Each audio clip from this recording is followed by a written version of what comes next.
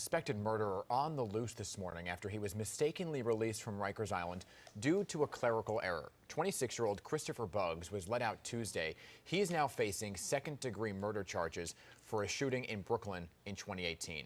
A captain and an assistant deputy warden, along with 2 correction officers, have now been suspended. But the head of the Correction Officer Benevolent Association says his officers, they are being scapegoated.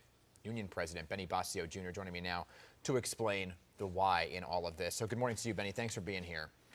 Good morning, Dan. Appreciate you having me on. This is a big story, right? So first of all, the obvious question I think everybody at home is asking, how the heck does this happen? Well, look, clerical error that came down that involved several layers of supervisors that went up the chain.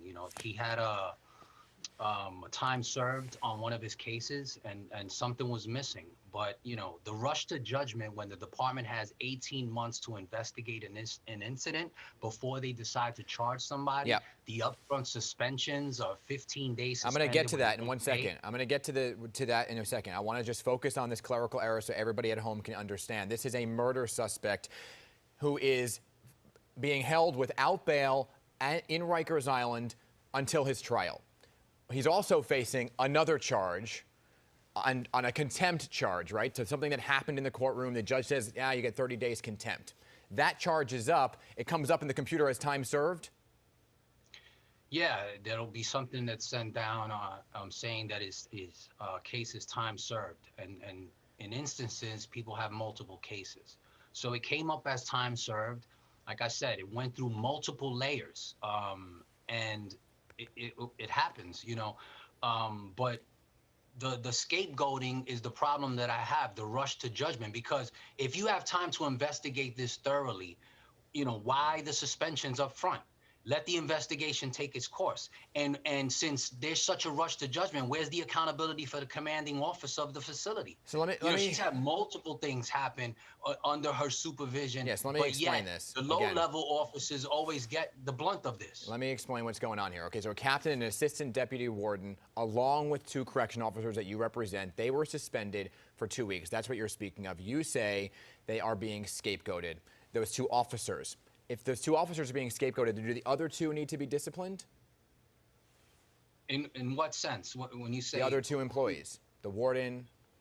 Well, everything needs to be thoroughly investigated. Dan, that's the problem that I have with it. Why the correction officers? What's the accountability for the commanding officer if there's going to be such a rush to judgment? She's had several instances under her supervision. She does nothing to motivate staff, and my members have to get suspended up front without a thorough investigation. She's been transferred multiple locations, and where's the failure to lead? Yeah, where's the failure to supervisor at the top? It always comes to scapegoating the lower level. Well, they're going on all, it seems like in this case, Benny, to be fair, they're going at all levels, right? Because you're saying it's multiple layers here. So when somebody Not at all levels, because the buck stops with the commanding officer. When somebody gets that form that says that it was time served, right? Is there the other charge of murder that's still on that piece of paper that people have to look at to say, okay, this person still should be in custody? Because at the end of the day, there's now a suspect on the loose. Every inmate has a folder, where there's multiple paperwork, an email sent, now the way the courts are running now. So yeah, there's multiple layers that this goes up the chain. And I want to get to another thing right now, which is the number of people who actually work inside this facility, the Otis Bantam Correctional Facility, right? How many inmates are actually housed there? How many correction officers and staff are in that unit? In terms of how many inmates are housed there, there could be anywhere about maybe 600. I'm not 100% sure, but in our total custody, we have 5,500 inmates right now throughout all our facilities. There's about 800 officers potentially. Understood. I'm just looking at staffing in that area.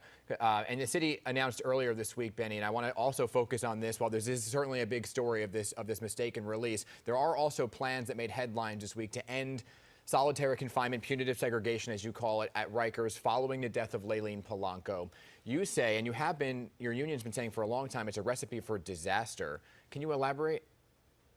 Yeah, I mean, it's like lighting a match, throwing it on gasoline, because my members are under attack, and nobody has been able to say, what do you do with these violent, assaultive inmates that cut other nonviolent inmates, that assault my officers, that cut us?